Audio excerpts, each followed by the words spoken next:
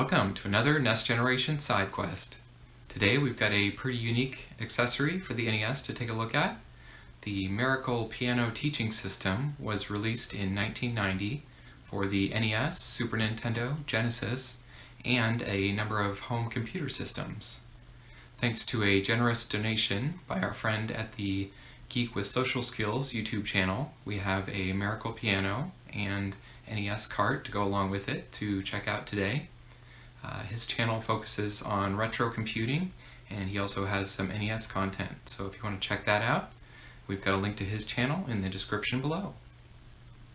While not a game exactly, the Miracle Piano software does have some gaming aspects.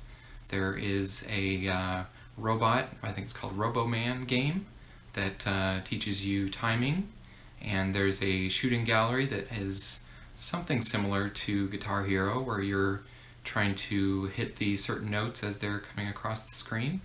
So that should be interesting. Well, I do have some musical experience because I've been playing the cello for just about 3.5 years now. I haven't actually learned any piano. I've done like a few small pieces just because we have some music and a piano at home, but I haven't done any like lessons or anything like that, so it'll be interesting to see how far I can go with that.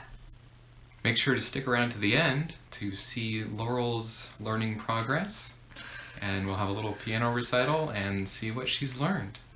Let's jump right in. The keyboard is fairly basic and features 6 instruments as well as volume controls.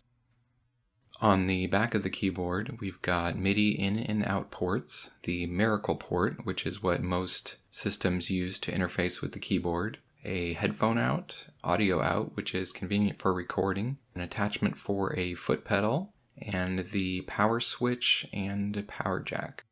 In our 16th episode of NES Generation, we took a look at issue number 20 of Nintendo Power, which features Mega Man 3 on the cover.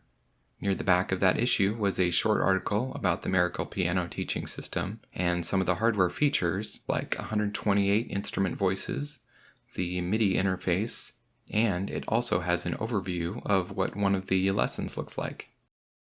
The NES version came packaged with the keyboard, the NES cartridge, which had all the software, and the cables for connecting the NES.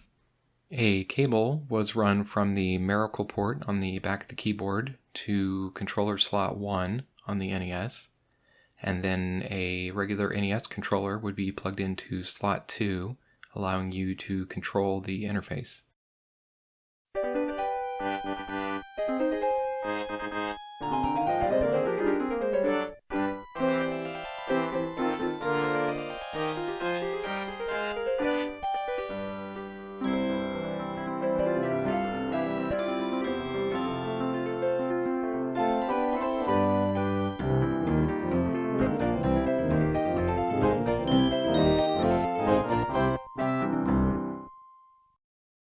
The sounds that you hear all come out of the keyboard itself. The NES obviously doesn't have MIDI sound or all the sampled instruments. And also, I thought it was interesting that the piano was fairly expensive for the time. I think it was nearly $500 when it came out. So you can imagine it didn't sell super well. What were your thoughts overall with this, Laurel? I think that it did a pretty decent job of teaching me like the basics of piano, I guess, for what a video game of that time could do. I know that there's plenty of like online programs and stuff to learn how to play different instruments, and I feel like this did a decent job of that, though I feel like it's not a substitute for real piano lessons or like private lessons, the real person, because obviously the game can't really evaluate like outside technique, and it didn't seem to really like pay attention to volume or anything. I did notice actually a few times when I was playing with it that it would say like, oh, you're playing softly. Oh, was it? Yeah, so it does have that. Okay. But yeah, the technique for sure, it isn't going to be able to know. Although it did mention like curl your fingers like you're holding a tennis ball, and some different things I think to try to do some of that, but you're certainly not going to get professional level playing techniques. But I could see it being a fun way to encourage your child to learn piano and let them play along with that. So you kind of just went through, I think, you got through the first lesson. I think I went through, 1 through 3. I think I did at least the first 2. I can't remember exactly. And then we went into they have, the idea of, the practice room. Yeah. Where they have a lot of the kind of game, mini game type stuff with that Robo game. It seemed like you had some issues with the Robo Man. What were some of the issues that you saw there?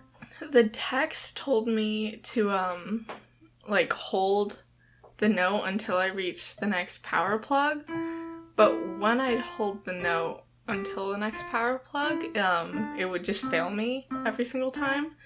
So then one time when I tried to just tap at each power plug, then you got through it. Yeah. So I don't know if they wrote the wrong text, or maybe we were doing something wrong. I was thinking maybe it could have been something related to the sustain pedal not being plugged in, but I'm not sure if that would have changed anything. So then it also had the shooting gallery, right?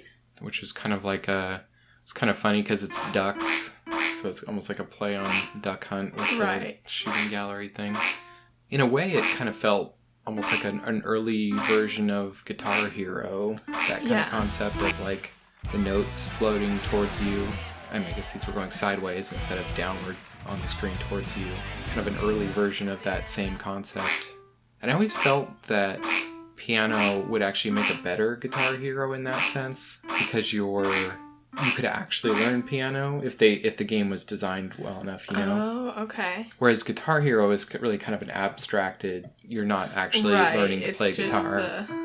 I don't know if that, would actually be a good thing or not, but it just always occurred to me that piano is perfect because it has those very precise, you're hitting this key kind of thing versus guitar stuff. So yeah, it has a lot of different modes for teaching you the tempo, and it has a whole bunch of demo songs in there. Yeah. Definitely a very interesting game / learning system for the NES compared to even a lot of the stuff we've looked at. We haven't seen a lot of learning stuff. I know there's some educational titles, even semi-educational, like the Carmen Sandiego games. I haven't heard of those, actually. You haven't? Okay, so there's we'll have to look at those at some point.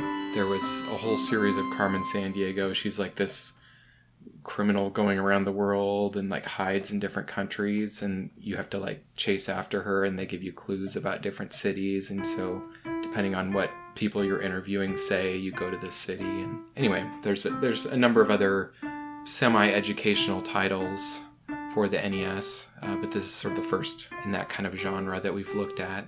Okay. Also, it felt like the timing a little bit, you were having some issues too, even in the basic lessons. Yeah, and it was really annoying because I don't even think that we captured most of that, because before I was just kind of messing around and I couldn't get on time with the metronome, and it was really picky, which was annoying. I feel like I had to redo it at least 10 times.